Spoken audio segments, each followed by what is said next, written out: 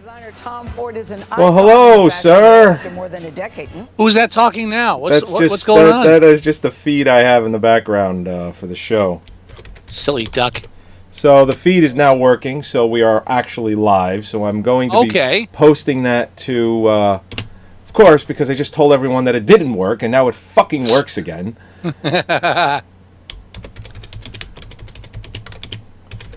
Oh, fucking Christ. Welcome to live stream. Oh, my God. We are figuring something else out. Unless live stream truly is the only free streaming service left, then we will do something else, or we'll have to keep it, I mean. Oh, fucking Christ. Did I spell our own website right? Yes.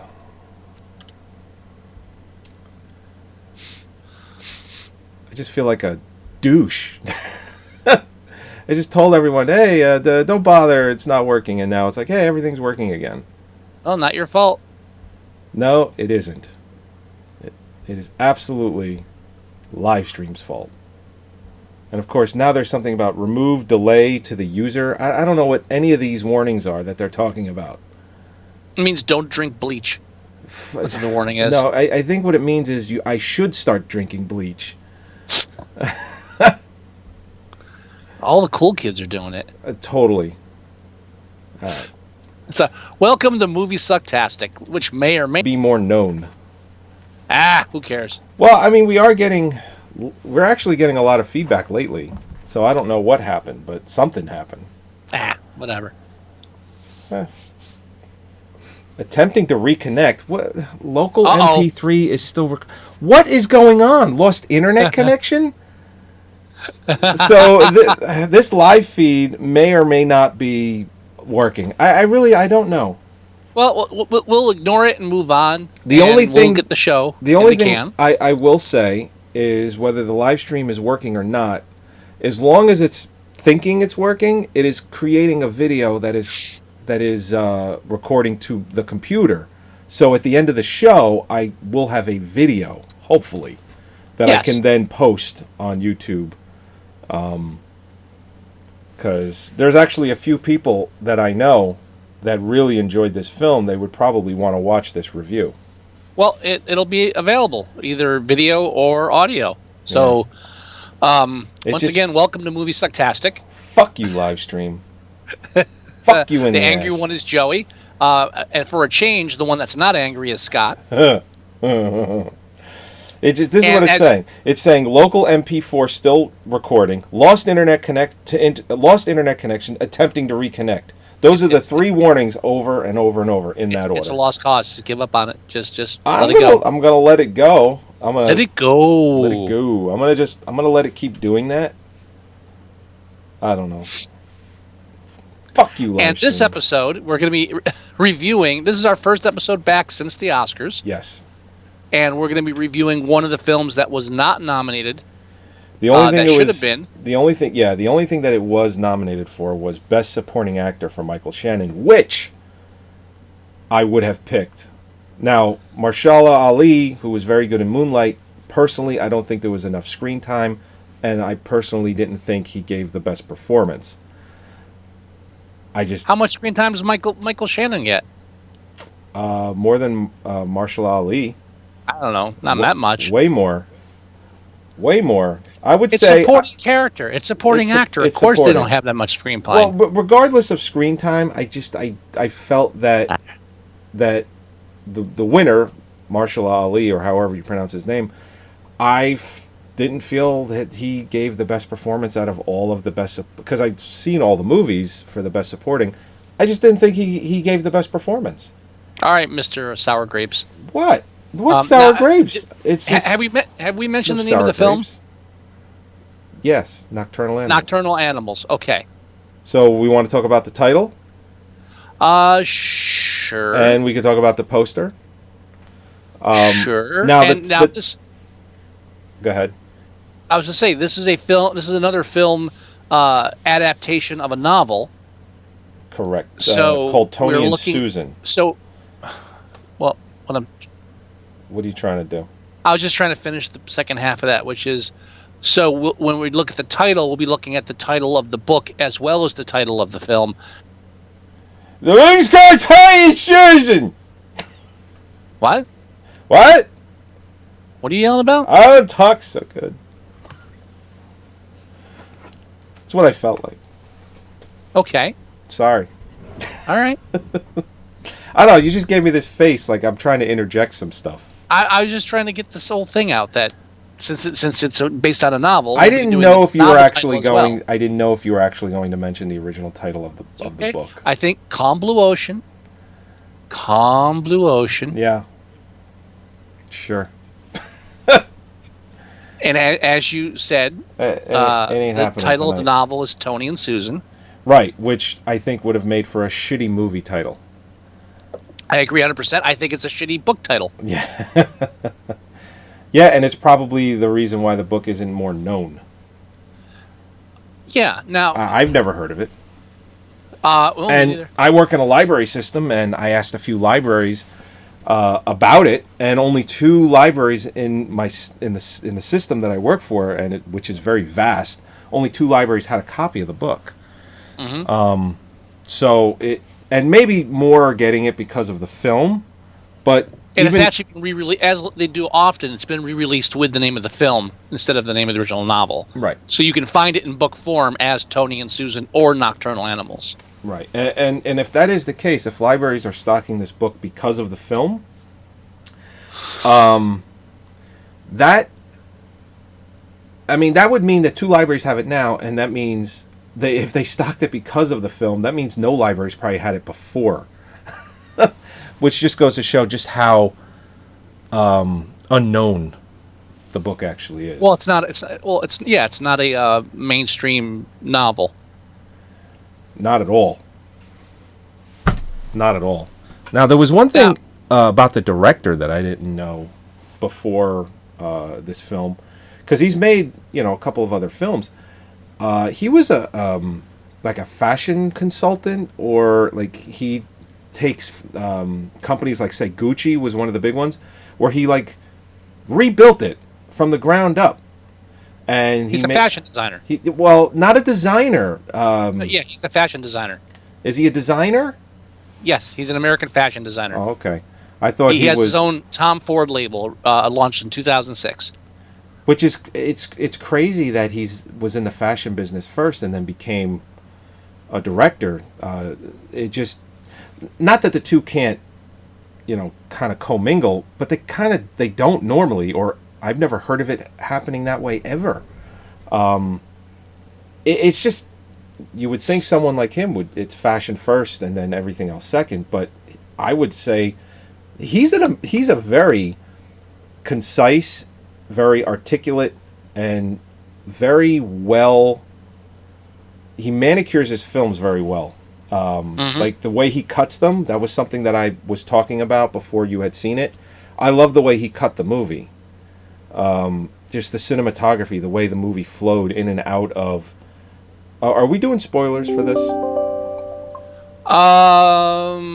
Yeah, sure. I mean, I just want to get that out there now. For anyone that hasn't seen the film, if we're going to do spoilers, I just want to hold them off till near the end. Okay, I just want to, give fair warning. Yeah. So, the main plot of the film. Well, hang on. I just wanted to say briefly. Yeah. About the title, because we were talking about the title. Oh, that's right. Yes. The Nocturnal. Now, for me, the Nocturnal Animals. The fact that it is in a basic, is an inherent part of the storyline, or the meat of the theme of the movie. Yeah. In the film, which we'll be talking about the plot of it, is this an art curator, right. Director, people that buy and sell paintings. Art. Her ex-husband from 19 years ago sends her his manuscript called Nocturnal Animals, right. Which also happens to be something that he used to call her because she's an insomniac. And the film kind of jumps back and forth between current life, her imagining of the book as she's reading it, and her flashbacks to her time with him, right. 19 years ago. And Nocturnal Animals is the name of the book. It has a double meaning there, so using it as the title of the film makes perfect sense. Yeah, and there's something to be said about her reading his book, his manuscript, is everything that she sees, including flashbacks, are all from her perspective. Mm-hmm. Everything. Very important. It's extremely important. Specifically, even the fact that Isla Fisher, which is a... You are? What? No, I'm sorry, go ahead. Is a brilliant piece of casting. Absolutely brilliant. Because, why is that? Okay, and I'll tell you why. Two reasons why. One, because it's her point of view, and because she's reading this from Edward's manuscript. Yes. The fact that she doesn't see herself like sitting next to... She sees Edward's character in the manuscript as him, but she doesn't see herself as that because she's a different person now. Okay, so it's very important that it's a different casting for who's in the book, and it's also brilliant in a real world sense because Amy Adams and Isla Fisher get mistaken for each other all the time. That's public knowledge. They actually were talking about it in interviews, saying that Amy Adams gets compliments on a lot of Isla Fisher's films, like, say, Wedding Crashers and some of the other ones, and then Isla Fisher the same way. So they've been mistaken for each other forever. And the fact that Isla Fisher is playing the Amy Adams character in the manuscript, in the book, is brilliant. It truly is. On another level that you have to kind of, not dig a little, but if you know, like, the whole backstory of them getting mistaken all the time in and out of Hollywood, it's brilliant. Absolutely. And because of the fact that she is a different person than when for what Edward is writing in this book. And it touches a bit on it as well, where in one of the flashbacks when she's criticizing his writing when they're married. Oh, absolutely. She said one of the things she says is you should write about something other than yourself, meaning that it was obvious in everything that he was writing like from his point of view. So years later, when she reads this manuscript, she's immediately putting him in the main role, just because that's her perception of all his past writing. It turns out to be a bit more true than she probably thought at first glance. But the fact that the other two characters look like her and her daughter, but aren't exactly both of them, is just that once removed. Definitely. And it's interesting that he gets criticized, like you said, by her for writing too close to the vest or writing about himself. And a lot of great artists and writers will, or anyone that kind of does anything in that way, will kind of do that. They'll kind of write or sculpt or draw or do any kind of art with themselves kind of as the foreground of it, like from within.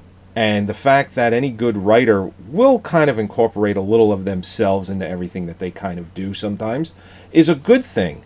And she criticizes him for it. And his mother-in-law perceives him as weak, which kind of like a virus goes to her thinking the same thing and ultimately kind of destroys their marriage. Which then later on, major plot point, we'll talk about it later, is one of the reasons why he is writing this book in such a way, not to give anything away. It's pretty... There are obviously parallels between the book she's reading and that's why her current life and the past. Otherwise, it would be a stupid movie. Yeah, and that's why she's so emotionally involved in this book, whether she realizes it or not. Mm-hmm. As she's reading it, she's got these moments where she has to put it down. It's just too intense, or it's just too raw, and I think for until the end frame of the movie, she doesn't realize why. I really do feel that when the end scene, when the credits roll, it's like you get the impression it's like now she fucking gets it.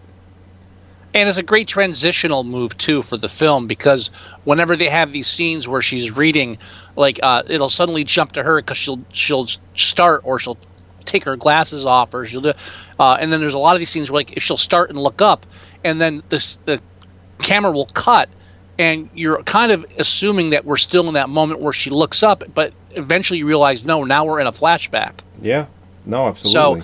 So there's you never get lost on where you are, but you do have those moments where the lines blur just a little bit where you actually are, which is probably in some ways how she's feeling, because as she's reading this book, the lines are blurring between what's in the book and what's occurred and where she is now. So that it's you're communicating that frame of mind, that mindset, that emotional reaction to the viewer on a subconscious level by cutting the film in such a fashion. Yeah, and from the opening scene of the film, what that represents. There's the opening of the film shows two women dancing naked. Not two.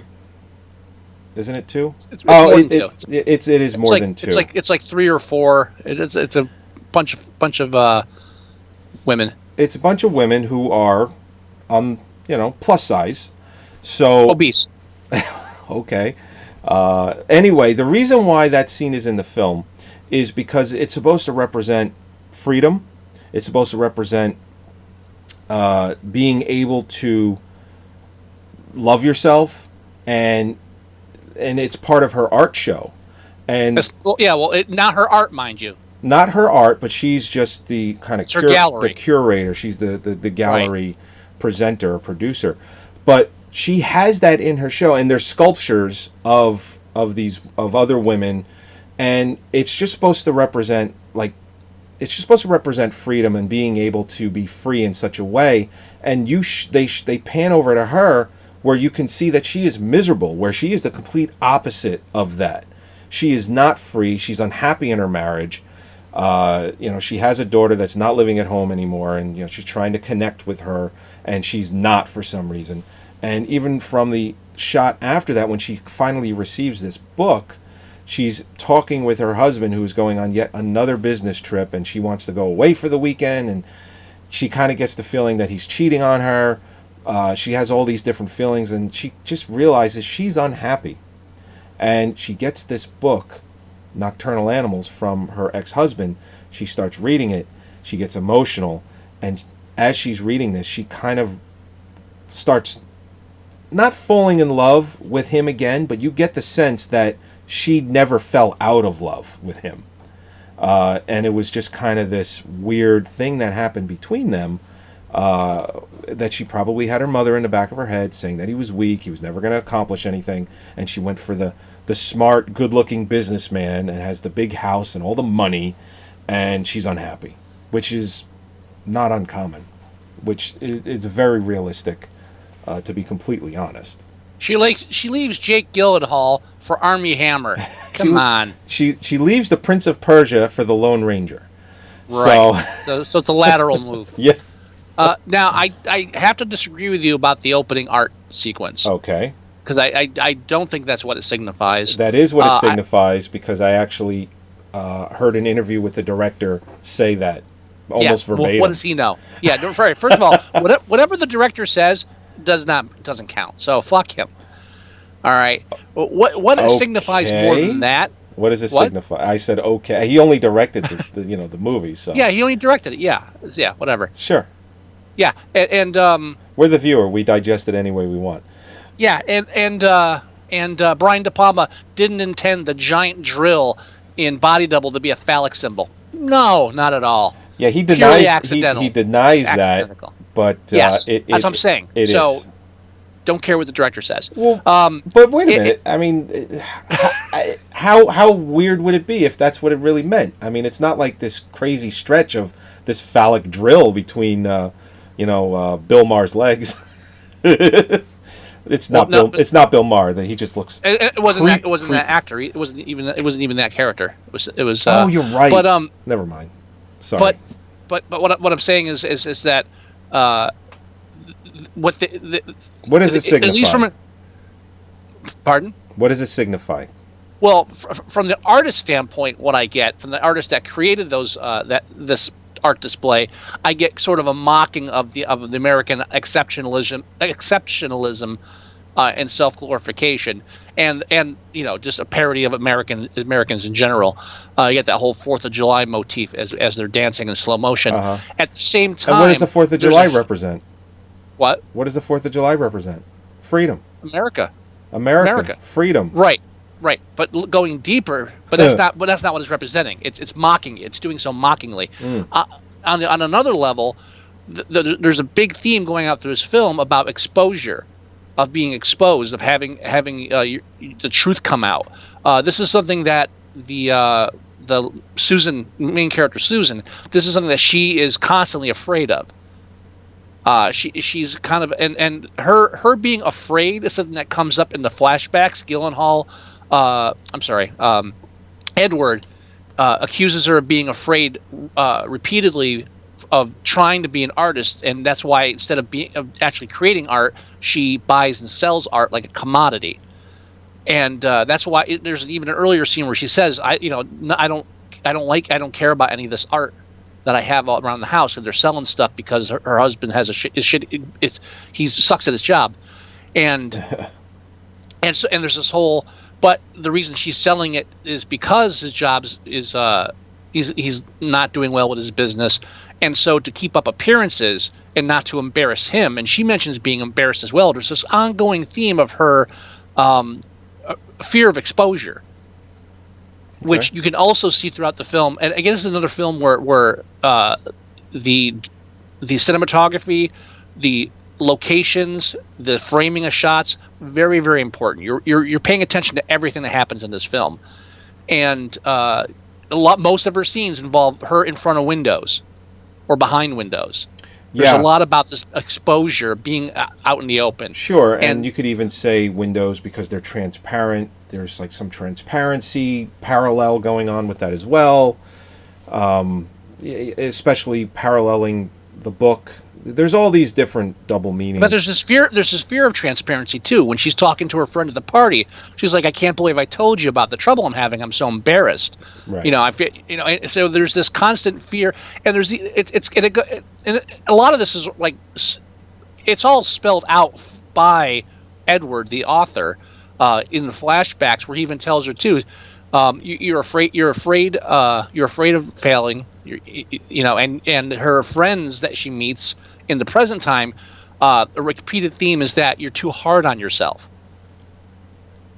Yeah. So there's a lot of self-guilt, self-loathing going on. Well, especially because of how she hurt Edward too, which you find out later in the film. Well, it goes beyond that too. It's not just how she left him or how she hurt him, but what she's become. She's looking at this fact that she took the safe way, and like she hated her mother for, she's become what she despised, or she became what she didn't like. Yeah, her mother. Right. So a lot. I really feel like exposure, and not saying anything about the models at the beginning, but the ugly truth being exposed. Okay, so I personally love the title of the film. I think it's a great title. Had it been nominated for Best Picture, I would probably say it was, other than Hell or High Water, probably my favorite title.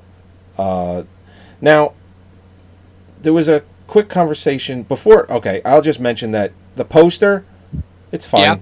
I'm not crazy about it, but I don't hate it either. It's not something that I would purchase and then put on my wall. Oh, it sucks. It's not. It's an okay poster, in my opinion. It's another one of those. Just okay. Here's the actor and here's the actress. Right. But they went through great lengths to do photos of, like, the banner that you put up for our Facebook. It's everybody. It's Amy Adams, Jake Gyllenhaal, it's Tony, it's Susan, or Edward and Susan. It's Michael Shannon's character, and it's the main villain's character. They're all, in that wide banner shot, which is much better than the standard poster that they use. which just seems to be the most popular one is Amy Adams with Gyllenhaal in the background, which what looks like a ripped page of a book over, like the eyes or something. I think they should have used the cover from the book, which is a car on a road, and the road kind of, as the road comes to the foreground, it becomes a book opened. Oh, I haven't seen the cover of the book. That sounds like pretty good I saw cover. it when I was looking around, and I was impressed by that. I thought that was a decent cover. I don't see why they couldn't use something like that. We know there's the people in the film. There's poster art, and then there's poster advertising.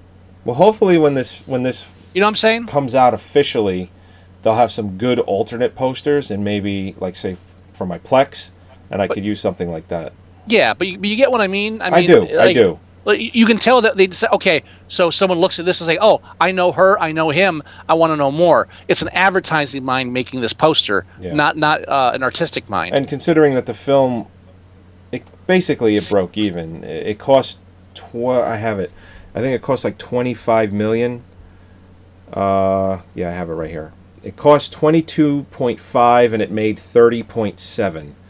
So, and then I'm surprised. It was a PG film. It should have made more. It was rated R. Why would it be rated R? I'm just kidding. Oh, I thought you were serious. No, I was kidding. I'm sorry. So it broke even. With print and advertising, I'd say it broke even. Because I don't think they spent that much on print and advertising for this. I did see some late night commercials for it. I never saw anything during the daytime. Not that I watch much during the daytime, but even primetime television, I rarely saw a trailer or a teaser or TV spot for this. Everything that I knew about this film was one trailer that I just happened to see on IMDb. That was it. And then I was like, this looks like a pretty good movie. I went into it completely blind. I did not know at all. Oh, now we're perfectly streaming. Fuck you, live stream. I had no idea whatsoever that this was a movie inside of a book. That it was going to be two storylines going back and forth and in and out of each other. Oh, honestly, I went into this film completely blind. I didn't even bother watching the trailer. When you said this is a great film, you have to see it, it's like, all right, now I don't want to know anything about it. Yeah. And so that's why when I first turned it on, and there's like large older women dancing naked in slow motion. I'm like, what the fuck is he got me watching? And then Holly walks in and like, yeah, Joey told me to watch this. Yeah, it's not. So, I didn't do this. This is Joey's fault. If you go into the film blind, the opening is a shock. It's like, oh, okay. You know what's interesting about that? I didn't know that scene existed because I will admit I watched the first few minutes of this online before I actually could get out to go see it, and that whole scene was edited out. Really? I did not know it existed until I actually was able to watch or go see the real version of this. That's strange. I was watching it and I was like, I need to see this, and because you watch something online, it's shitty quality, so I didn't bother. I wanted to see it the real way, and I'm like, wait a minute, what is this? I'm like, this was censored out. Speaking of censored, I gotta read this because it's hilarious. Okay. I went to the IMDb parental guidance section. Oh, okay. I know you didn't go there for comments because they've been removed. Which is, I hate that they did, because I 1 out of 15 people on there actually has some smart things to say, and I like hunting them out. And you know what? This is a type of film where you're going to get a lot of stupid people, but like you said, 1 out of 15, it'd be like, yeah, this guy nailed it. And that's the thread that you want to keep reading instead of the other 100, where it's like, I don't understand what's going on. What happens at the end? Is this really what happened? It just stop it. Stop it. Yes, shut up. All right, so here we go. All right. Under sex and nudity, some frontal nudity, barely, and then a sequence of full frontal nudity occurs during a scene depicting an art exhibition where several women are seen dancing or lying on their sides as exhibition pieces. Oh. Now, to its credit, it doesn't mention that they're morbidly obese, so they just said nudity, plain, simple. I'll give it that. Okay. Now, it mentions that specific one. It doesn't mention the spoiler alert. I'm gonna start talking spoiler alerts here. I'm just going forward. It doesn't mention the naked, dead, raped women. Right. That's something they're listing here. Now we move on to violence and gore. The film contains some scenes of violence, mainly involving depictions of a family that gets tormented, italicized, by a group of road bullies. Road bullies. Road bullies? Okay. And harassed constantly before they are kidnapped. Road bullies. Yeah. In this scene, What a the women in the, stupid description. in the now here we go. Violence and gore. Next part. Yeah. In these scenes, the women in the family are also shown to be subjected to sexual harassment. Oh. Then there is also a brief scene where sexual violence is implied. I don't know why rape is such a hard thing to say, but yeah, I mean Michael Shannon had no problem saying it. Yeah. To the husband. I just want to let you know that they were also raped. In the scene, thanks, a man is seen restraining a screaming woman, but no sexual activity is portrayed. I disagree with that. Just because you can't see his ass moving doesn't mean they're not portraying sex. Yeah. And again, no mention of nude, dead, raped women on a couch. Correct. Okay. Now, which it's interesting. There's also a parallel of that as well. There's a scene. There's a lot of parallels. Let me burn through this, and we'll go back to those parallels. Trust me. Okay. Trust me. Honestly, there's very little left. Surprisingly, under profanity, they just say that the film contains utterances of F blank blank K. Oh God, the F dash word. Yeah. Only I didn't say fudge. I mean, that's all that sentence fucking is missing. as well as damn, shit, bitch, bastard, asshole, and hell. So thank you for listing those for us. Oh, great. Now, under alcohol / drugs / smoking, nothing. There's plenty. They gave up. Plenty of that. At that point, they're like, "Come, no kid's gonna watch this. Why am I even bothering?" Because there's plenty of drinking and smoking throughout the film. Oh yeah. Yeah, and then frightening, intense Michael scenes. Shannon has lung cancer. And I love under frightening / intense scenes. All they wrote is, "The plot is on the main page." It's like, it's just the movie. Yeah. Wow. At some point, I have to go back and see what the parental guide is for Henry Portrait of a Serial Killer. It's just no. Stab eyes. But now parallels. We'll never look at luggage the same way again. There are a lot of there's so much to talk about in this film that we're not going to get to everything, but there are parallels, like you said, between different scenes and also the flashbacks to the story in the book to the current life, current time. And you were mentioning the couch that he and Michael Shannon find his wife and daughter on. Right. There's a scene earlier where Amy Adams is just sitting on pretty much the exact same couch. It's basically when she's talking they're different to couches, but they are red couches. They're red, and it's the scene where she's talking to Edward, basically telling him his book is shit. Mm-hmm. So it's just if you watch this film, and I haven't watched this a second time. This is just going on my first time. You've seen it twice? I watched it again, yes. There's a lot that I know that I missed that I will notice the second time around, like things like the couch. I mean, which I knew.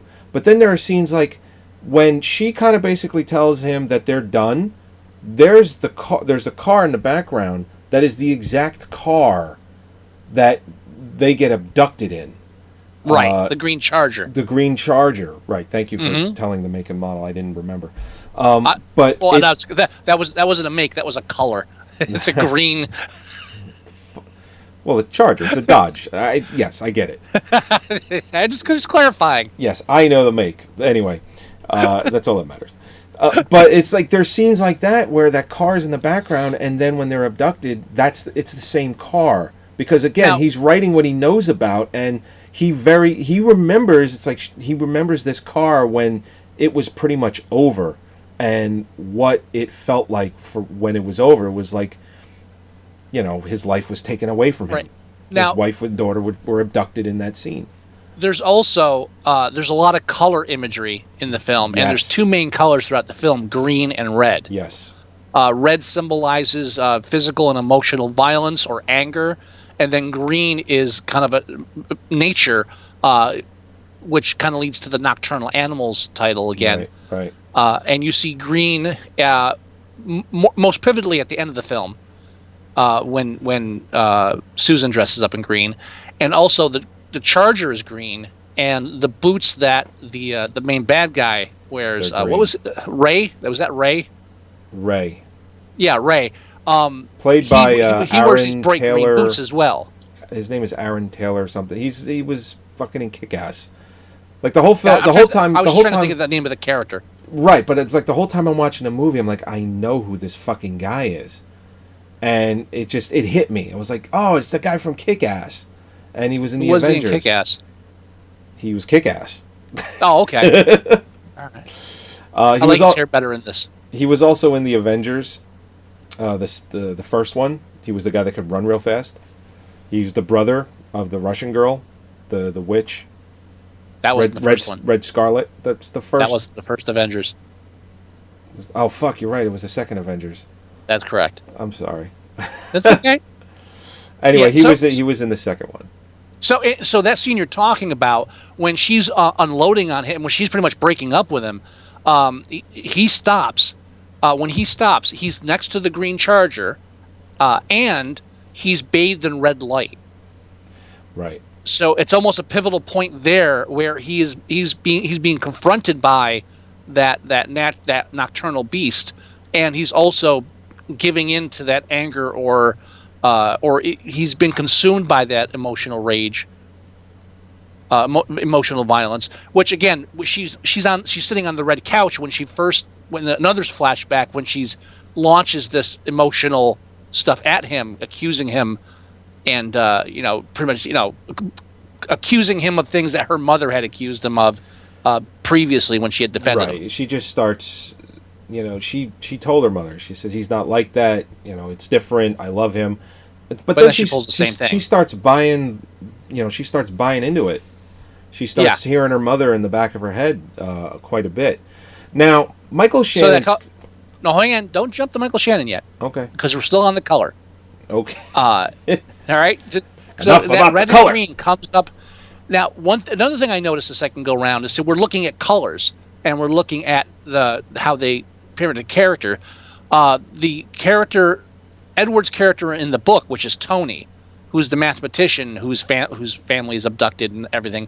I noticed that he wears primarily shirts that have checkers or plaid on them.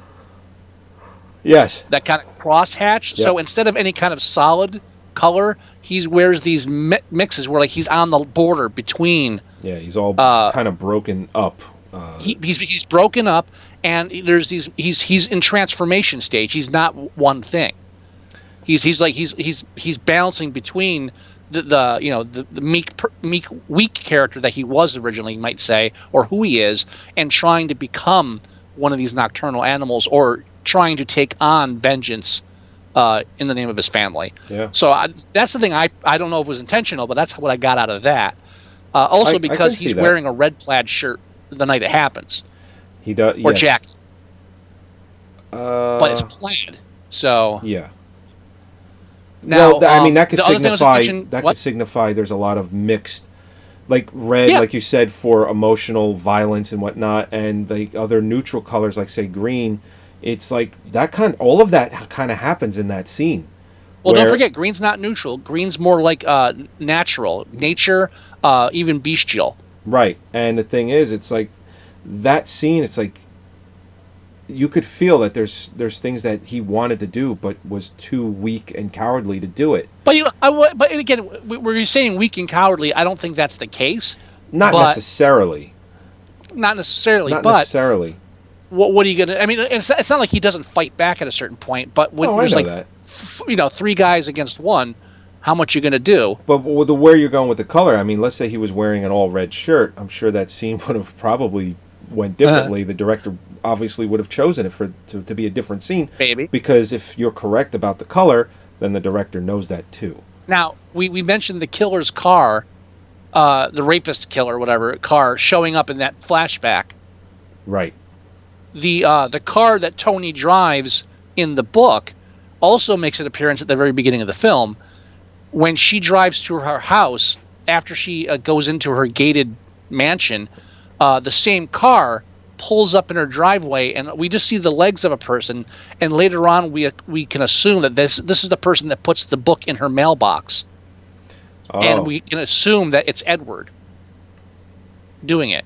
Oh, I didn't even notice that. Oh yeah, same car. You know why I didn't notice it? Because I bet that It's a very brief shot, and it's very dark. The first few minutes of the film, like I said, were censored or edited out. I bet a part of that got cut, and I didn't even notice it when I actually saw it because I was so like, oh my god, they cut this. This has been all cut out. I didn't even notice it happening at all. Well, you know what? I didn't notice it until you had mentioned him seeing the other car in the flashback. Right. And then I was paying more attention to it, and I was like, okay, it's got to be the same car. Yeah. And it is. So it kind of implies that Edward himself physically followed her home and put the stuff in her mailbox. I'll have to rewatch it a second time. I haven't seen it. Yeah. It just came out on Blu-ray a couple weeks ago. Nice.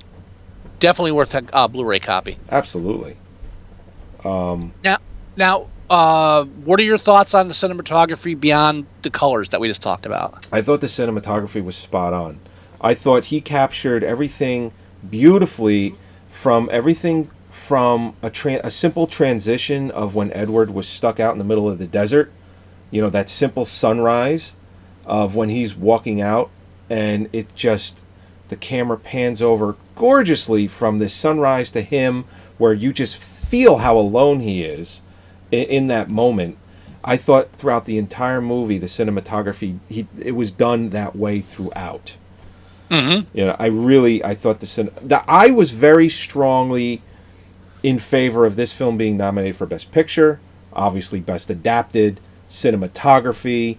Definitely cinematography. Even Best Directing, I thought that this film could have been nominated for. I really felt that this film was snubbed. I really do. Definitely. Because we had gotten to a conversation where you thought, oh, maybe not. And I think maybe during a second viewing, you might be more in agreement with me. That, I'm 100% agree with you. You know, just take out La La Land, which was never going to fucking happen. No, this movie, piece of shit. This movie easily should have been in its place. But then if you look at all the other films, take Hidden Figures. As much as I liked Hidden Figures, this is a better movie. This, absolutely, in my opinion, could replace Hidden Figures without even a fucking hitch. You know, I mean, you can do the same thing with, even the winner of the Oscars, Moonlight. I think this could have replaced that too. I think this could have replaced everything, with the exception of Hell or High Water and probably Hacksaw Ridge. I think this film's on par. I think this film is an improvement over Hell or High Water because of the few minor issues I had with the film. Okay. And I think this film is on par with Moonlight and other films that were for Best Picture because it is a deep film that has a lot going on, and it doesn't spoon feed at all. Absolutely. And I haven't seen everything from 2016, but everything that I have that was produced in 2016, this is my favorite film in 2016. It's a great film. Yeah. Hands down, my favorite film in 2016. Now, I definitely want to talk to you a little bit more about cinematography. Yeah, let's do it. I'll try to open my mouth in between words next time. Sure. Now, we have the book, we have the flashbacks, then we have current time. Yes. All seen from the POV of Susan. And Susan is the narrator of this film. And like you said, it does blur very slightly, but it's pretty seamless. But there are three very distinct film styles involved. Now, for the flashbacks, they're the most normal, so to speak. They're warm lighting. There's more colors. It's back to a time of when it was romantic and they were in love, and They didn't care if where they were financially. It was all about where they were emotionally, and it was because they were together. So that's why those scenes look that way and they feel that way. Well, I think too. It's just like I would say, for the grass is always greener kind of thing, where the memories seem more real. Well, and it's because it's from her perspective. When she remembers it, she remembers it fondly. Right. So now there's current definitely day, that. and talk about parallels. I want to talk about parallels between current day and the book. Okay. Because that's the major contrast. There's stuff I noticed the first time around. There's stuff I noticed the second time around. Okay. Now, you go ahead first. I don't know if Contrast between the two of them. I mean, because I don't want to dominate the whole thing. Now this here, is. I'm excited to talk about this. So I want you to. So okay, so let me just get this straight so that I don't fuck it up. You want to talk about you're too late. The contrast? No, yes, the contrast of present day and the book. And the book. Yeah. Comparing, contrasting, just because they're two very unique visions. Well, yeah, I mean, because it's her point of view, she always, as she's reading this book, current day, for all we know, she still perceives Edward as a weak person. She gets this book from him, and she obviously probably is saying to herself, well, he accomplished that. And then she starts to read it. And her POV is strictly of Edward as the character from the book. She doesn't picture anyone else. So the contrast I feel in that is that she starts to read this book and she only sees her ex-husband in this role. And I think what it does is it brings back all these memories of exactly what she did to him, how she hurt him so badly. So you have this present day stuff where she's unhappy, her marriage is failing, and she starts to read this book and she starts to kind of piece back together bit by bit, because again, I don't think she realizes everything until that last scene in the movie. The contrast is her looking or reading this book, picturing her husband, her ex-husband, as that part, and the fact that she's unhappy. And she's just unhappy, and this book kind of, if she didn't realize it, she realizes as she's reading this book that she's unhappy. I think it brings it to light even more. Well, all right. The film depiction of the current world, Susan in the present day, California, upper class, rich California, scumbags. Sure. What do you want to call them? Yuppies. Not yuppies. Not yuppies. That's 80s. I know. Yeah, these aren't yuppies. These are the fucking elite. Let's get it straight. The elite. So, first thing you notice is that, or at least the main thing that I know that you notice in the current day, in the present Susan world, is that California is a bleak, miserable place.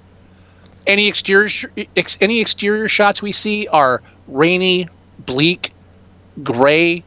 There are very few exterior shots other than establishing shots of buildings. Yeah, they're mostly doom and gloom, or they're at night. Well, we don't see her outside anytime except when she's leaving a car to go to a building, and even then I think that's like twice. Right. She is always inside. Now, remember at the beginning I mentioned about exposure, being exposed. Everybody in this reality that she's in is like almost bunkered in, hiding indoors. She spends all the time at her mansion, or she's at her office, or she's in a car, or at the gallery, being chauffeured for most of them, or the gallery. Everything is inside. Even when we see most of the time we see the outside is through these giant windows of her house. Yeah, that's true. So she's constantly indoors. Very much so. Yeah, that's a good catch. Now, we go to the book. Almost the entire book takes place outdoors.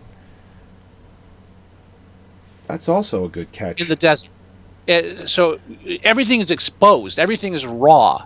The book is like, and that's one of the things. You have this woman that's just isolated, false sense of security, almost entombed in this false reality.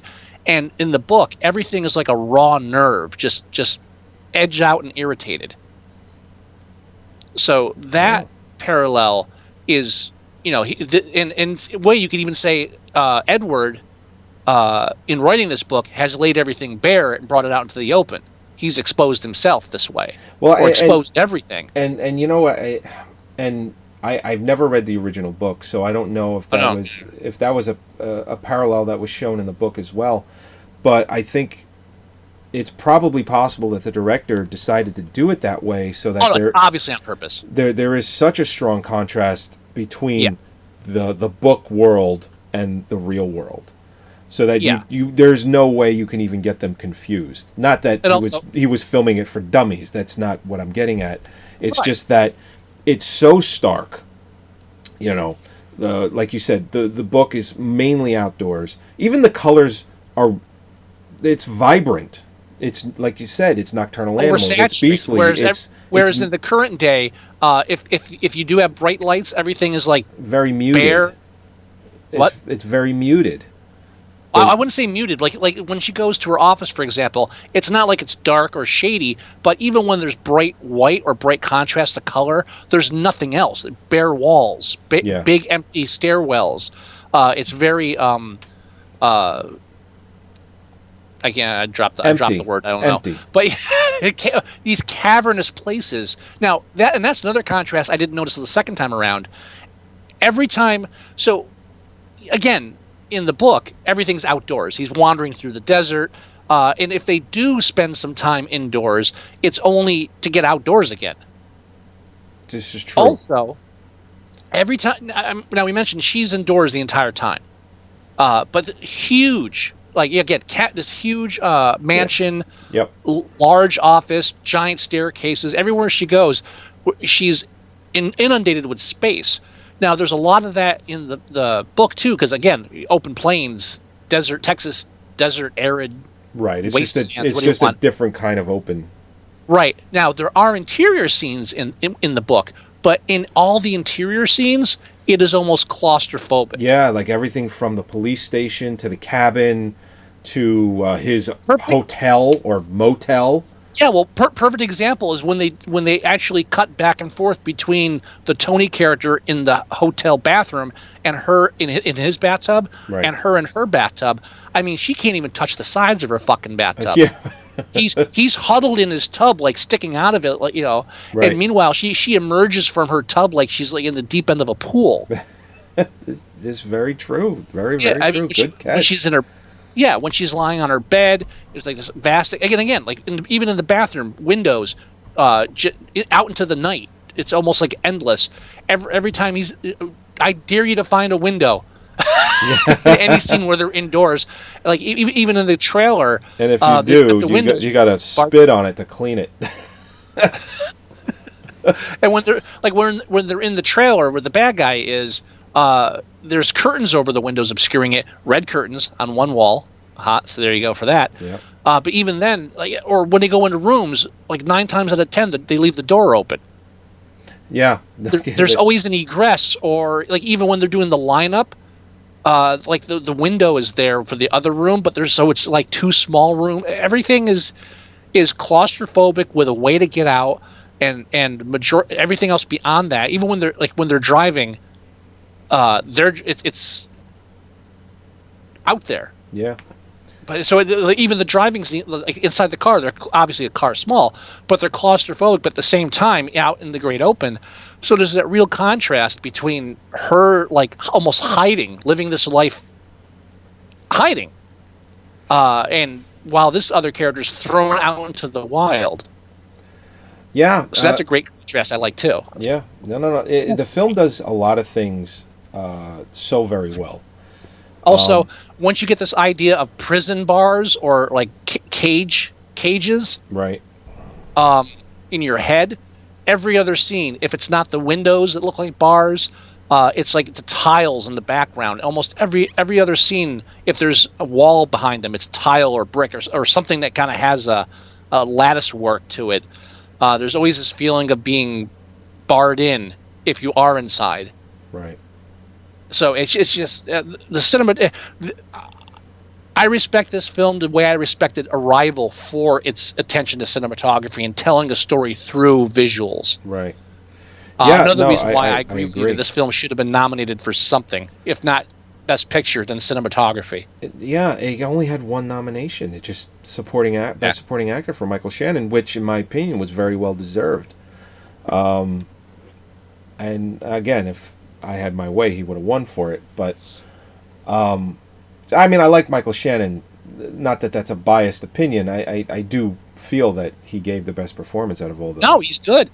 Now, did you mention the Michael Shannon's character? Because again, now we have the parallels in the book on what they represent. Yes. Obvious.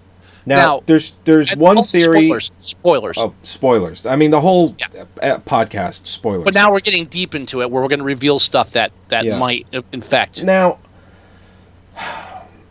in my opinion, Michael Shannon's character go two ways.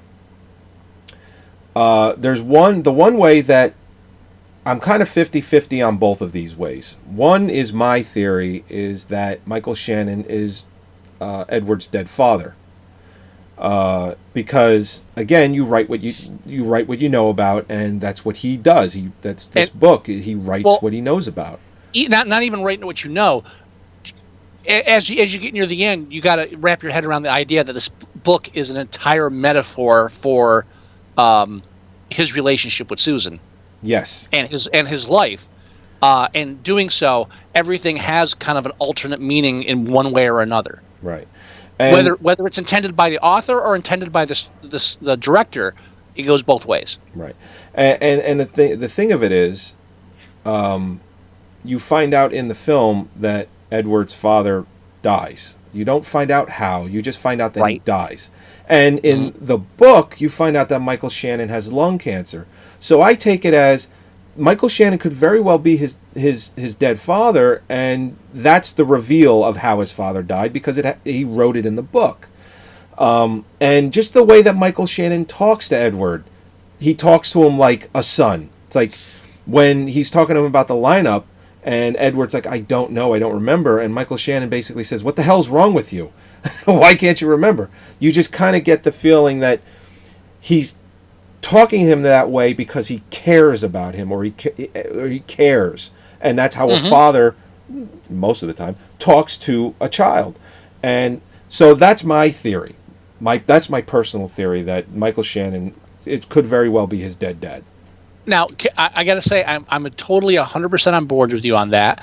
I'm not sure if I would have picked that up if you hadn't mentioned it before I saw the film. Oh, okay. Or after I saw the film. I don't know if I was there mindset-wise, but in the second viewing, I'm 100% behind you on that. I think it's undeniable that he represents the father figure that Edward never had or didn't have at a young age because he died when he was young. Right. So it is like almost like an extension of his father into his adult life. I definitely see him as a father figure representing his father in some way. I don't see any. What's the other one you're talking about? The other one that I've and again, I had thought this myself, and then I actually read something, like a review of the film, and they mention it, and I'm like, okay, I kind of thought that, but I still like the dead father, my theory, much better. Tell me already.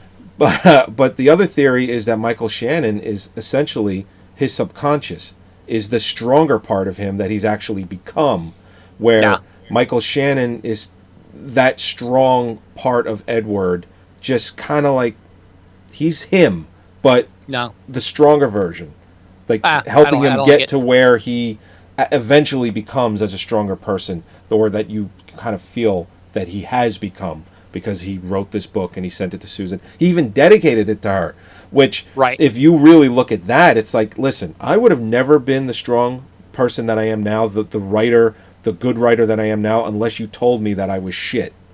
But it's also a slap in the face. It is a complete slap in the face, which you get at the end credits.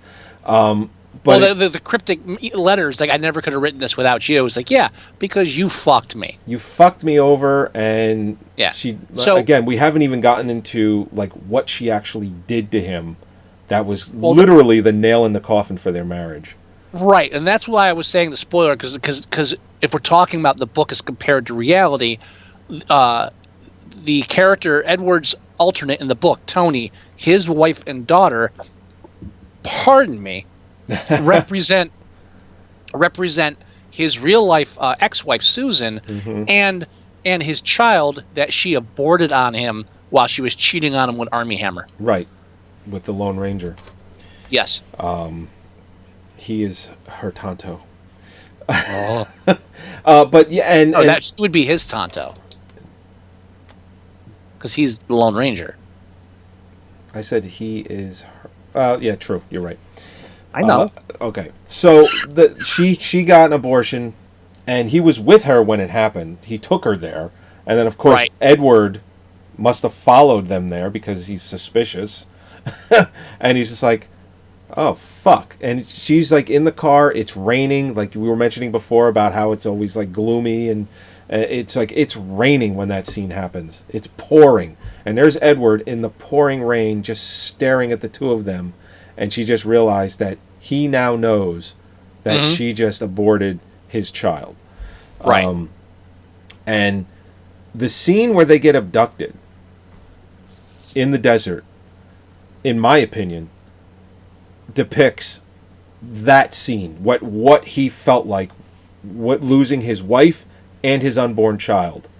That's why that scene is written and is done that way when they're abducted, because it Right. 'Cause depicts he lost his wife and his child. right. So that scene in the book depicts the scene in present day or real life, the flashback of what he felt when it happened. And also it's the emotional violence turned in the book into physical violence, but still portraying that same feeling of helplessness that he felt at that point, not being able to turn it around. Right. And that's why I agree with the father figure too, because if he had had his father in his life at that point, or a father figure of some kind to lend some kind of moral support, they might have pushed him in that direction, saying, you have to stop this, or this is something you need to. So that's why he shows up afterwards, because he wasn't there. So he brings him back to inform him after the fact of, how do I get back to where I belong? Yeah, no, perfectly put. Yeah. But yeah, it's even looking back at the film and just going over it in my head as we review it, it blows my mind at how well this film was done with everything, the source material, and it just blows my mind that it wasn't nominated for anything but Best Supporting Actor. It truly does. The night that I watched it, I contacted you and I just said, at your earliest convenience, make sure you watch Nocturnal Animals. Now, I want to bring up one thing. Yeah. That I think really makes this film that much more entertaining to watch a second time around. Sure. Is when she's reading about the bodies on the couch. Oh, right. They actually show the book for a split second, and I freeze framed it and I read the page. Oh. And in the page, it does mention that it's a half-burned red couch. So that's not her subconsciously remembering the red couch she was on in a flashback. That's the book actually stating it's a red couch. Whether or not Edward meant to draw a parallel between the two can be questioned, but it's not her mind playing that trick like it is making him the lead character. However, the position that the mother and daughter are placed on the couch, when she stops reading that because of the brutality of it, she immediately calls her daughter, and when her daughter picks up, her and her boyfriend are laying naked in the exact same position. That is true. You're right. Now, keeping in mind that we're talking about this whole film is from her point of view, she can't see them, so when she calls her daughter, she has mentally put her in the same position in her head. We have to assume that anything that we don't see physically with her is her projecting her images onto the screen. So that's not, oh, gee, look, ironically, her boyfriend and her daughter and her boyfriend are laying in the same position. She is imagining them laying in that same position when she calls. And you know what's interesting about that is I mean, earlier when we started reviewing the film, I had mentioned that everything we see in the movie is from her point of view. Right. I knew that, but I guess subconsciously I didn't even realize for that scene. I'm so happy that you brought that up. That's brilliant. That you even spotted it. Because even during that scene when she calls her, when she's talking to her daughter, that scene is not, it's not like crystal clear. Not that it's hazy, but you can definitely depict that, yeah, she's picturing her daughter in that position because of the way that scene is shot. It's not like this perfectly clear, it's almost like, not blurry or hazy, but it's definitely got something going on where it's like, yeah, this is in her head. And we can even make that same assumption when she's on the phone with her husband, when he's gallivanting around with his whore. Just to put it mildly. And also, even in the flashbacks, we have to take that into account. During that scene we talked about where they fight and she walks away and he's standing there bathed in a red light next to that green car that's from the book. Right. Are we saying, oh, look, is it the director just like throwing a nod? But it's such a blatant shot, even though it only lasts for a few seconds. Or is that her transposing stuff in the book from her visualization of the book back into her memories now? Now, what she's reading in the book is actually coloring her memories of the past. Right, and that's the intended purpose of Edward. That's why he says, "I could have never written this without you." So it makes so much sense that it's kind of flooding back, and again, that is why I think she doesn't get it until the very last scene of the movie. And I think they even hint at that when she's talking to her husband after receiving the book, and she tells him, "Yeah, I just got this from Edward. A book Edward sent me. There's a book he wrote." He says, "Who?" It's like, "My ex-husband." He's like, "Oh, I didn't know he was a writer." He says, "Yeah, you did, because he was writing when I was seeing you." Yeah. He's kind of like blocked it out. He's like, "Yeah, fuck that guy." Well, what it does is kind of hints at the idea that memory is not photographic. I mean, it's not permanent. Right. So we don't. I mean, we're going on her memory on what happened, and it might be different. Right. Subtly. She could have never really said anything about Edward. I wouldn't say that, but what I'm saying is, like the fact that he was a writer. The green car appearing there is like her interjecting that book into her memories.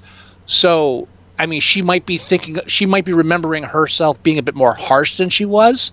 Who knows? But here's somebody that's always beating herself up and who's always feeling guilty about things, which she should, since she's Catholic and she had an abortion. And there's another dirty secret to hide. Again, this fear of exposure, and what was that there? She was exposed to him.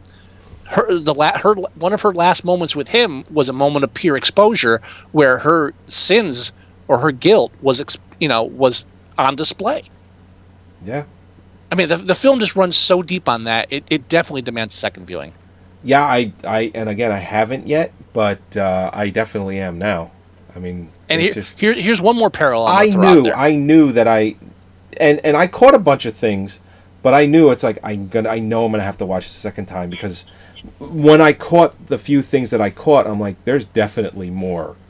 There's definitely more that that I haven't seen, that I have to pick apart with a fine-tooth comb. I mean, it's such a great film that you don't mind watching it a second time either. Yeah. Oh yeah, absolutely. I'm gonna tell Mare that we need to watch this a second time, because she loved it too. So this other parallel. Go ahead. I'm sorry. Oh no. That's okay. I wasn't telling you to stop. My camera was unfocusing. One other parallel I'm going to throw at you, and this is a huge spoiler alert. So if you haven't seen the film, do not listen to the next 2 or 3 minutes. When I write the synopsis for iTunes and our website, like I did with Manchester by the Sea, the word spoiler is going to be the first word in the description. Yeah, because this is a film we don't want to ruin, which is rare for us. Yeah. At the very beginning of the film, when she goes home, there's that part where as the gates to her mansion are opening, Right. the reflection blinds her temporarily, Correct. and she covers her face. Now, parallel that to the final scene that in the book, when the Tony character, based on Edward, finally actually kills the person that raped and murdered his wife and daughter, the last thing that guy does is hit him in the head, blinding him. Yes. So she's blinded, and when she's blinded, that's Edward, like, follows her, basically. He's right behind her, and he's blinded as well at the end. So there's kind of a parallel there. Not 100% on it as far as where I want to go with that, but it is a parallel. Well, there is a parallel. He's blinded, then, again, spoilers, eventually dies. And what I believe that signifies is that is the death of the weak Edward. Oh, definitely. You know, it just he is now dead. That Edward does no longer exist. It is only present day Edward now. Okay. Speaking of stupid theories, I got another one to throw at you. Okay. But one thing I thought was interesting the second time around is when he wakes up and he can't see, he finds the gun first, right? Right. Yes. Then he finds the body, so then he knows that the guy's dead. Mm-hmm. Then he goes outside and falls. Right. Well, he keeps the gun. Right. There's no reason for him to have a gun anymore. Both of the guys are dead. This is correct. No reason. So for me, again, I don't know if it's intended or not, but the fact that he will not drop the gun is that he has become one of these animals. And nocturnal animals, the being blind, you could even say, like, he's now stuck into darkness, if you want to get metaphorical on that. There's another theory that I heard that I do not buy at all, but I'll mention it because we're talking theories now. This might be the one I was thinking of. Go for it. Well, the theory is that at the very end of the film... explain the ending. Well, the very end of the film, she talks to Edward and says, listen, we need to have dinner... Emails. Or texts or something. Email. Email. We need to have dinner, and he says, of course, we'll do that. She goes to the restaurant, she puts on the green dress, very scantily clad. It's like... Very, very briefly. Dressed to impress. Very briefly. Green dress, right? And at the last minute, she wipes off the red lipstick. Oh, wow. Yeah, you're right. Which means she removes the red, which means she decides that this is going to be... She's exposing herself. She's exposing herself with the low-cut dress, which is still green, symbolizing her as a nocturnal animal, but she's removed the red lipstick, removing any threat of physical or emotional violence. She is not going there to attack or anything. Right. She is going there vulnerable. She is completely vulnerable at this point. I just wanted to say that. Continue. No, that's very good. So essentially, she gets stood up by Edward, and the scenes of Edward dying, you slowly hear the heartbeat, slowly until it stops. Do we mention that, like, because he carries the gun out there while he's blind, and he trips and falls and accidentally shoots himself? I don't know if we mentioned that. We didn't. That's why. Did we? No, we didn't mention it. Okay, that explains. Now we did. Now this doesn't happen simultaneously with the dinner sequence. Let's just make that clear. That's the end of the book she's reading. After she reads that is when she sets up the date. Correct, because I don't think she gets that she realizes that is the Edward that no longer exists. But again, at the very last scene, when she gets stood up and you see the patrons that are at the restaurant, and then you see less of them and then less of them, and then you realize she's been there a really long time, waiting until eventually you just get a close up on her eyes. Oh, and can I just hold on? Can I just say too? Yeah. Restaurant, large restaurant, full wall of glass. Again, vulnerability, exposure, inside.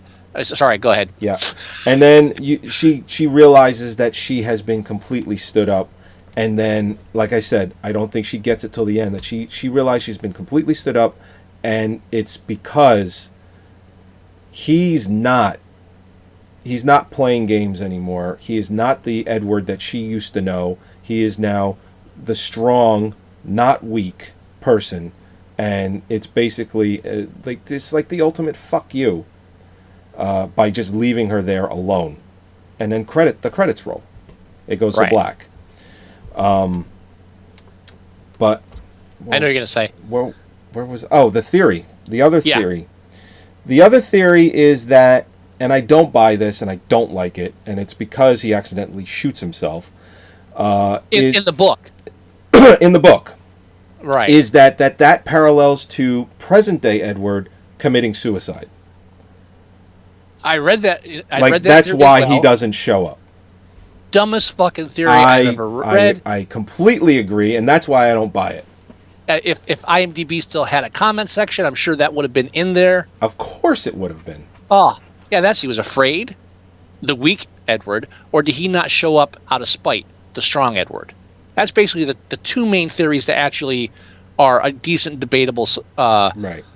Decently debatable is whether or not he showed up on purpose or not. And I perceived it was on purpose. It was not because he was afraid, but because it was a fuck you. I totally agree. That's what I perceive it as. The whole thing leads up to that. Absolutely. I mean, even when she walks through the art gallery, and it's very blatantly, they have that huge poster that just says revenge. Revenge. I mean, it's like, it's so obvious to me that is what's happening at the end of the film. You know? It's not a revenge flick per se, but it very subtly is. Which leads me to my only complaint about the film. Which is? The killer's face appearing on the baby cam on the phone. Oh, you know, I remember watching that and not liking that either. It was just one of those scare. It was one of those cheap scare moments that the film is so well done. It was almost like, what are you doing? It's the film is so above that. It really was, and I'm glad it's only an instant. It's probably the reason why I could give this film a 10. You know what? I can't because of that. And I would say I would easily be talked out of a 10 and into a 9 because of that scene. You know, and it's even worse because if they had done other things like that, like if she had like heard noises in the house, or what was that in the bathtub, whatever, if she looked at her couch and she thought she saw bodies there, if they had progressed on that where she was actually having physical visual hallucinations, at least it would have had context and it would have been a progression. It's just that one time. Yeah, that's the only time that the book reality bleeds into the real reality, and it just doesn't work. It doesn't make sense. It almost felt like that's a scene that they did, but the director said, you know what, I kind of like this. I want to keep it in. But because the rest of the film isn't like that at all, it's almost like one of those scenes that they filmed and then kept in at the last minute, where it's like, it normally would have probably been cut, but the director might have been, I kind of like this. I'm going to leave it. It just felt like it didn't belong. This is a book. I need to read the book because I need to know what is unique to the film and what is adapted from the book. And I need to know if that goddamn scene is in there. If it's in there, then I guess we could be a little more forgiving of it. But if it's not... No, even less so. Even less so, because then you're like, well, we have to lose this. It doesn't fucking work in the film. No. Only part of the film that I was like, nah. No, I'm in complete agreement with that. Absolutely. But we might have exhausted ourselves on this. I think so. I can't think of anything else I might have overlooked. I mean, we probably both have, because again, there's so much in this film. So much going on. And even if we could spend the next half hour just examining specific lines of dialogue and what they mean in the film. Oh yeah. Both at the moment and then like compared to different parts of the film. Absolutely. Everything up to and including the end with nobody gets away with what you did. Nobody. So who's he talking to? Well, he's talking to her. Yeah, I'm saying. Well, I don't know that, but that's something you can read into that. Absolutely. I mean, and that even I can't do anymore. I can't do anymore. It will be another hour. But this is a great film. It should have been up, like you always said, and this is a smart film. Very. This is. I would put this. I mean, I would, as far as films that we've reviewed in the past, this goes up there with Nightcrawler. Which is ironic because Gyllenhaal was in that as well. Yeah. Oh, you want to hear another irony? And also is ironic that last year that was probably my favorite film from 2015. Didn't get anything but a Best Adapted nomination. That was one of the best movies that year. Yeah. Yeah, and we reviewed it before we reviewed all the Oscars films, and then this year this is my favorite film from 2016, and this is the very last thing that we did after the Oscars. So there's a couple of ironies just about scheduling and whatnot. Here's a quick synchronicity for you. All right. After I watched this film, I watched Absence of Malice because I had never seen it before with Sally Field and Is that Jeremy Irons? No, not Jeremy Irons. What are you thinking of with Jeremy Irons? Yeah, no, Paul Newman. Yeah, what the hell was I thinking?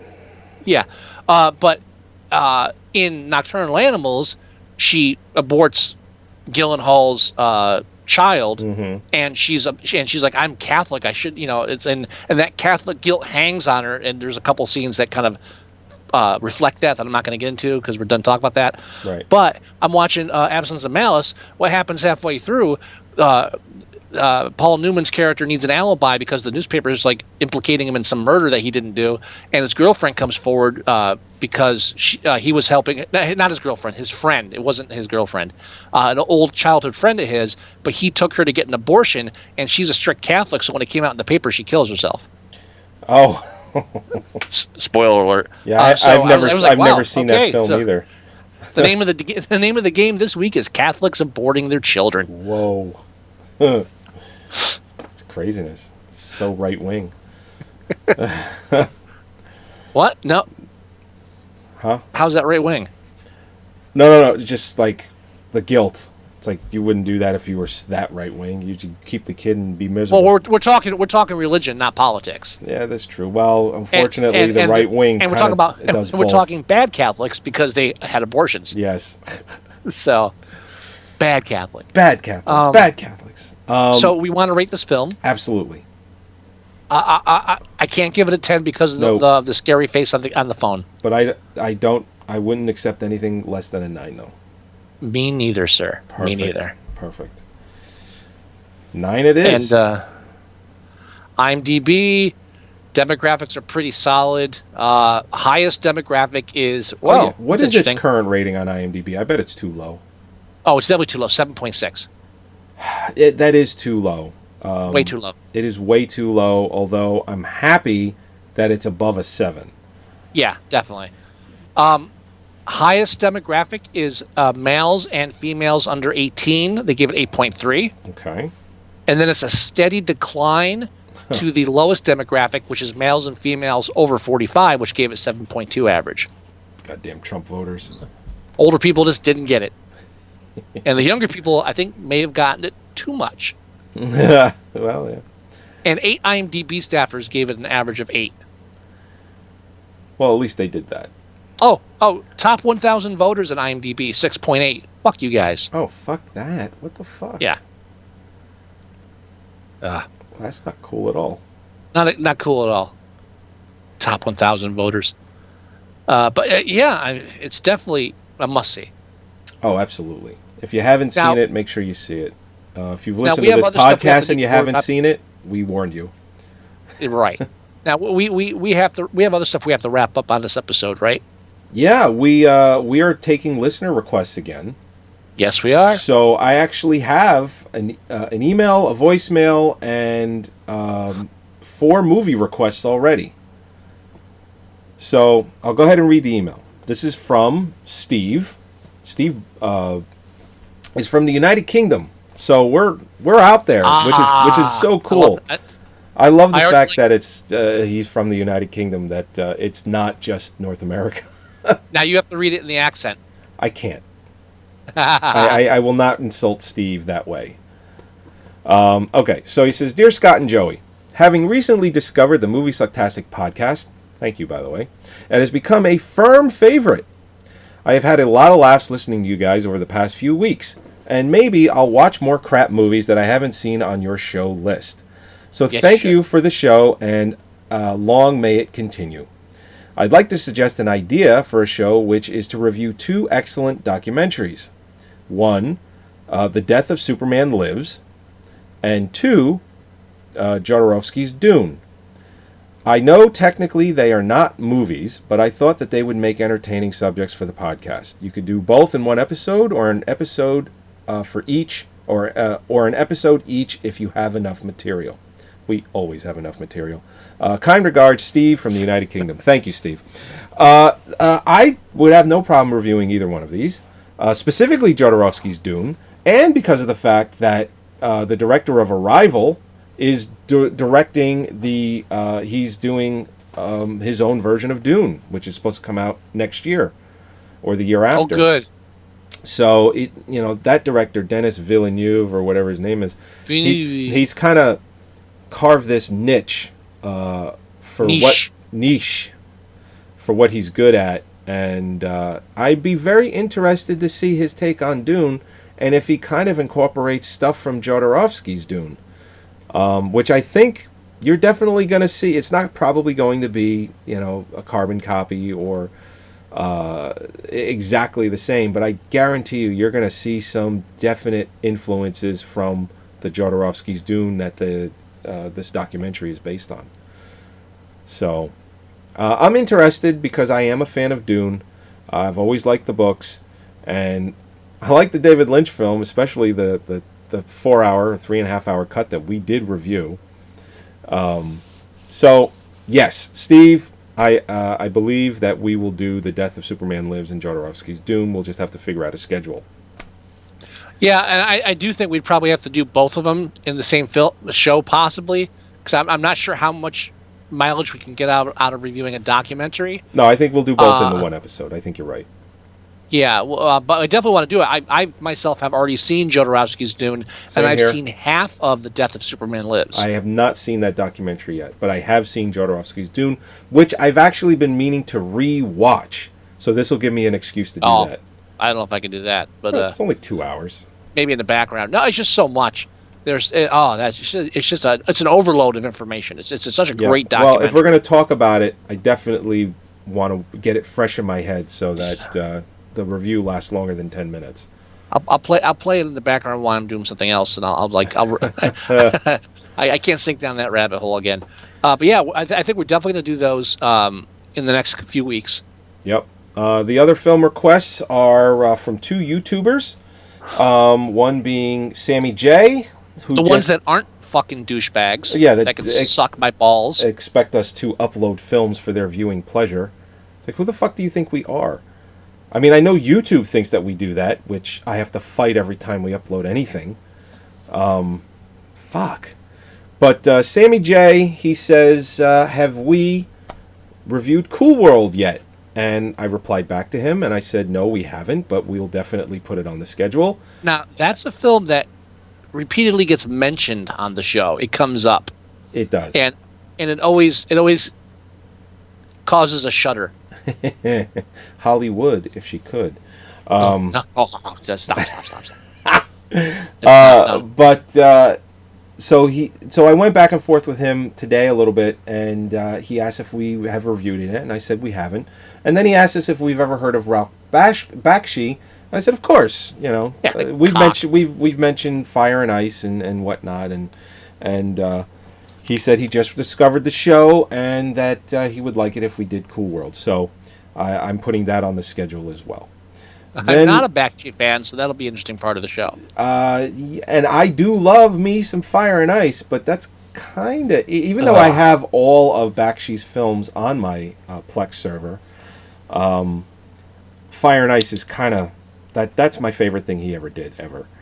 Well, I love Frank Frazetta. I've always loved Frazetta. And that's my thing on it. And then...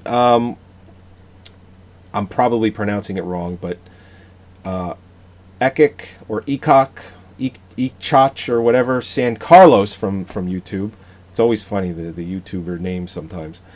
He has asked if we would review a film called Death Machines, which is a kung fu karate, type film, and I've already put that in my collection. I absolutely want to review Death Machines. Oh, by the way, yeah, very briefly, and we'll mention when we review that, if we do. I'm leaning towards it. Best movie poster ever. Oh my God, yes. It's back when that's when they knew how to make movie posters. The film, the film opens up with this animation of this like pillar, this wall, and it opens up, and it's got these teeth, and it says Death Machines, and then it closes back up, and I'm like, that is probably has nothing to do with the film, but they took the time to animate the opening of this pillar that said Death Machines. Is that a 70s film? 76, I believe, or 77. The big thing about the 70s, worst trailers ever, best movie posters ever. Posters were amazing in the 70s. And the trailers, fucking horrible. The worst trailers ever. I mean, even take the Star Wars trailer. Even good movies had horrible trailers. Not a good trailer. And, that film is, as much as I shit on Lucas, it paved the way for films today. So, yeah, whatever. It did. Yeah. At least for that genre. But the Star Wars genre? Sci-fi. Okay, yeah, okay. I'm not going to debate. I had a coworker today. I am not going to debate you. No, a coworker today said, "I love me a good sci-fi." I told him there's no such thing. It's like, shut up. Yeah, sci-fi. It's what? If you like bad movies, then sci-fi is the place to be. You can like them, doesn't make them good. That's right. That's all. That is the truth. The funny thing is, I'm going through my Plex, and like I'm trying to delete certain things, and I have the first Highlander, which is great. I have the first two. I have now. Me too. Now there's 2 other Highlander sequels after that, and I refuse to put them on my Plex. I do not have those, and although I think Bronson Pinchot, no, Christopher Lambert, I believe he's in the 3rd one and the 4th one briefly. Well, he dies in the 4th one. He does die in the 4th one. It's Endgame. Did they make a 5th one? No. Or is it? Am I thinking of the 5th one? I don't know, because they did a TV show, and then they had the guy from the TV show in the movie. I believe it was the Endgame movie. Right, that's the last one. That's where the TV show guy kills the movie guy. It's like, spoiler. Like anybody's fucking seen it. Yeah. It's like, are you kidding me? Christopher Lambert. Oh. It's like, how does it get to the point where you kill off Christopher Lambert? It's like, he's not a bad guy. Well, because I just love how I was thinking. My rationale was, all right, the first one was great. Second one was horrible, so I have to keep it. Third one, well, that's horrible too, but no. And you remember they came out with the director's cut, which is the DVD version was called the Renegade cut. Yeah. Where it was like, oh, we're fixing everything. This is going to be much better. And it wasn't. It was like 20 minutes longer, and it was like, this is oddly worse somehow.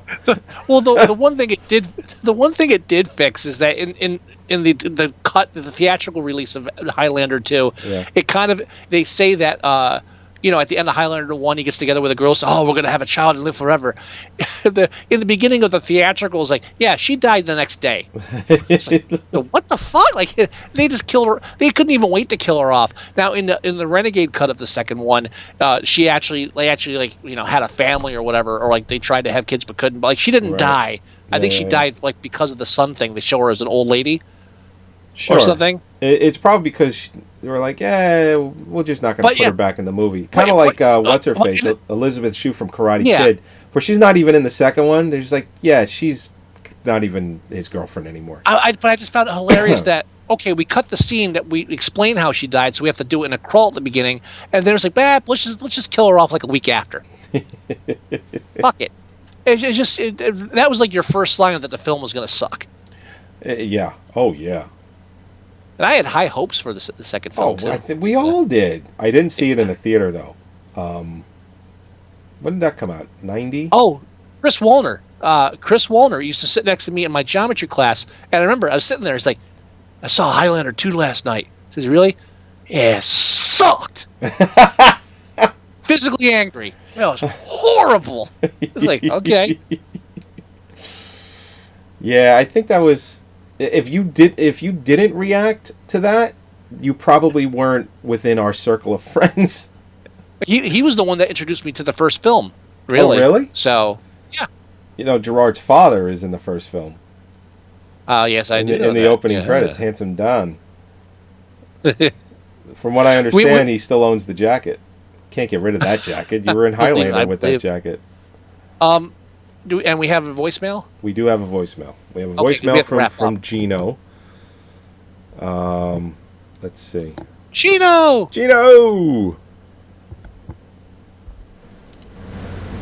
Hold on. Hey, what's going on, guys? It's Gino Cuddy calling. How are you?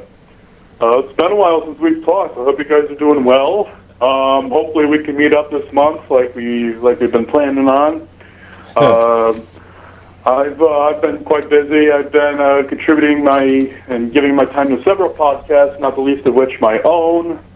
By the way, thank God you two finally put back up my Black Hole and my Godzilla's Revenge episode.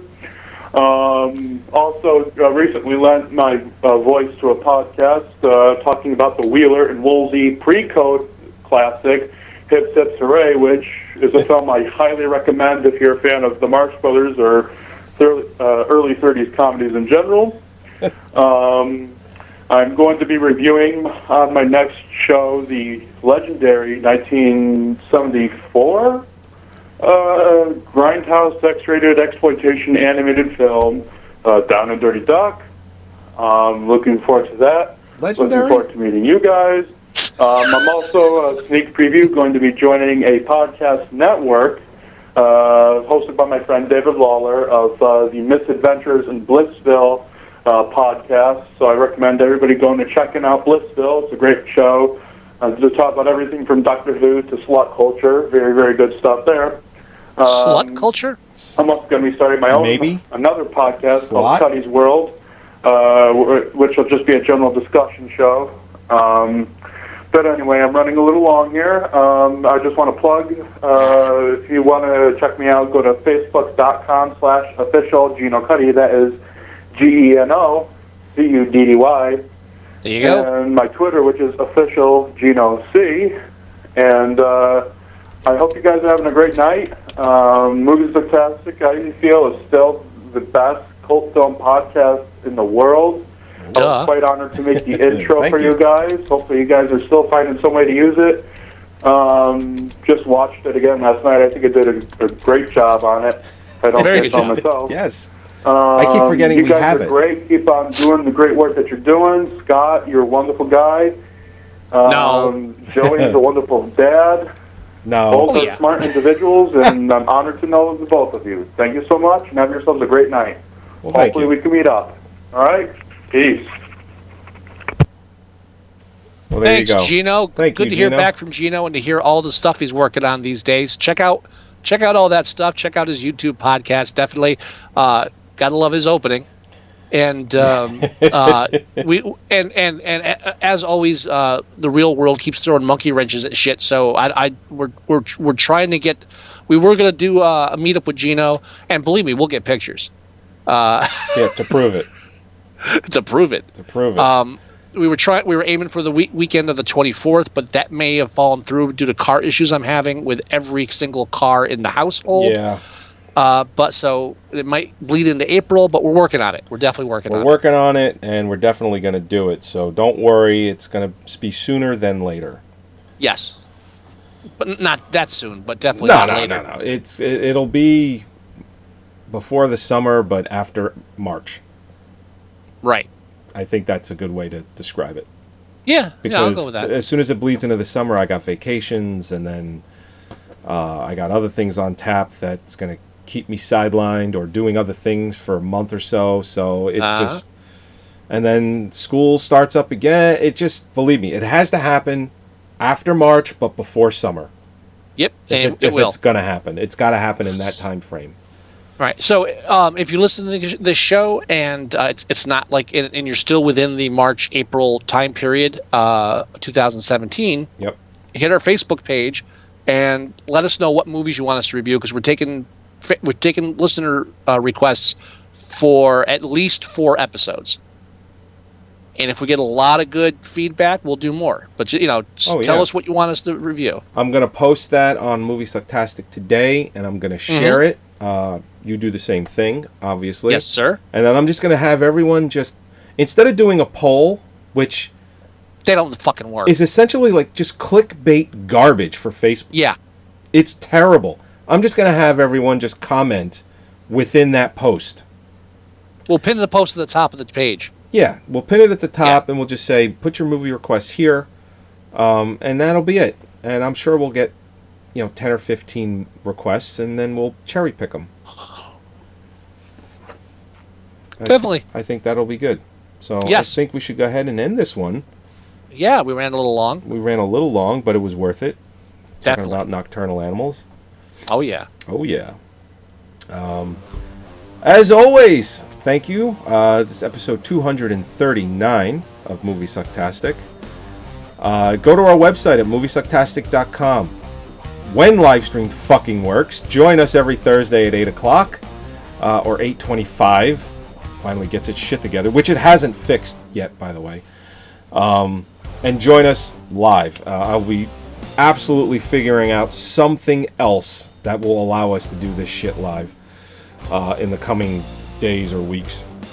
Go to our iTunes and you can listen to the show there as well. If you go there, leave us a review. We always appreciate it. Leave a comment, and if you do, we'd be greatly appreciative of that as well. You can go to our Facebook page at facebook.com/Moviesucktastic. Everything that we talk about, from the show to trailers to upcoming news and when we go live, is there. We highly recommend you subscribe. And I always forget, because fuck YouTube, we do have a YouTube page where we do have some of our video reviews. You can actually watch the video review on YouTube for the ones that I've actually taken the time to fucking debate YouTube on. And you could download, or you can leave us email at themovieguys@moviesucktastic.com. You can leave us voicemail at 908-514-4470. You can go to our Tumblr page at moviesucktastic.tumblr.com. And you can download the free Android app for your phone, tablet, or whatever Android device you're using. It's 100% free, and everything I mentioned is in that, in one nice, tidy little package. Highly recommend grabbing that because it's got paid for another year, so may as well, right? And that about does it. You have any words of wisdom, Mr. Wilson? Yes. We you all got? eventually turn into our mothers. Yeah, I can't deny that. All right, everyone. We'll talk to you next week. Arrivederci. Yes. That didn't work. Yeah, goodbye. Yes. Bye-bye. Can't do that tongue thing. Roll your tongue. Hello, senor. Senor Wilson. There is something wrong with your bowels? Would you say I have a plethora? The ships in the fields. I can't do this. I can't fade out of this. It's just I can't fucking do it. It does not work. Because of live stream? No, because I'm using a tablet soundboard and there's no fade out feature. I'd have to do it manually with my thumb. So, it's working now. That's dirty. It's just not worth the aggravation.